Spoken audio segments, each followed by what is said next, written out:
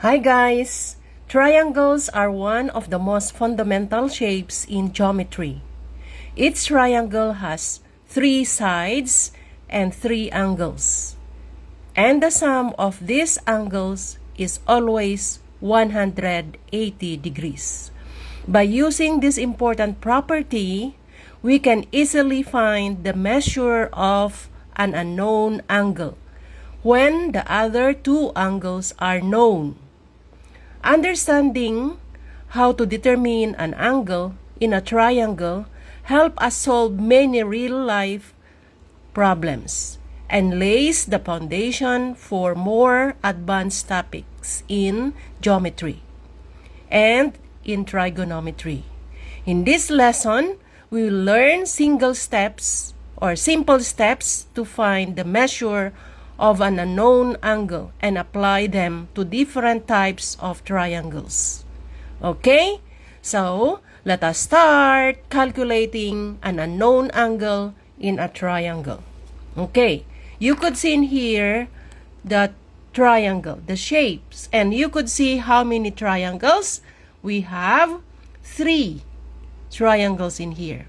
We have this triangle, and we have the other triangle here, and we have here the small triangle. So, what we're going to do first is to find for the measure of the angles of this triangle. This triangle in here, whose angle measures 35 degrees, and this angle is 115 degrees. Now, we're going to find for the third angle of this given triangle. Okay? This one. This. Okay? So, what we're going to do in here, we know very well that the angles of a triangle, the 3 angles of a triangle is equal to 180 degrees. So, we have to add these 2 angles of these two angles given. We have 35 and 115 degrees. So let us find for the sum, and the sum in here is, we have here 0, and that is carry 1, that is 5 and 1. Therefore, the total of these 2 angles of this triangle is 150. So you're going to subtract it from the total measure of all the angles of triangle, which is 180, minus the total of the 2 other angles. So we have here 150 degrees. Subtract it, we have the measure is 30 degrees. Meaning to say, the third angle in here of this triangle is 30 degrees. Let us write it here. Okay? The measure. Next, we have to take the other triangle, this triangle. You get it? Okay. So we have here 45 degrees and 95 degrees. So let us add them together.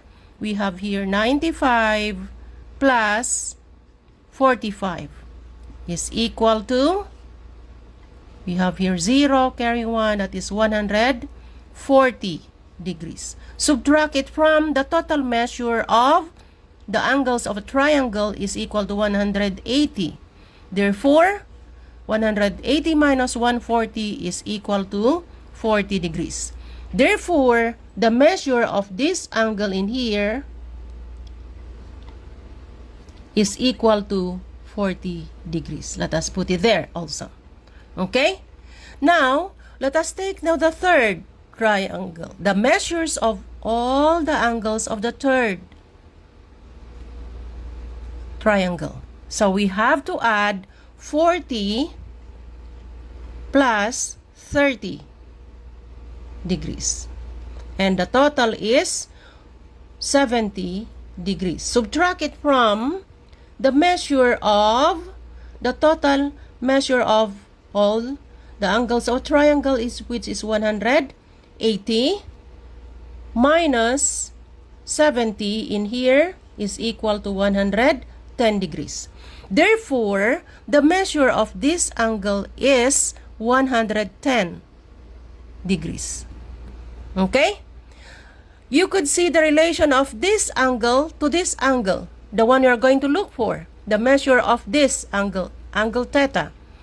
You could see the relation in here, they are vertical angles. Therefore, vertical angles are equal or congruent, their angles are congruent, therefore their measures are equal. So we could say now that the measure of angle theta in here, this angle outside that is forming these two triangles in here, is equal to 110 degrees. Because vertical angles are congruent. Therefore, it's equal to 110 degrees. Okay? You get it? Thank you so much. Bye.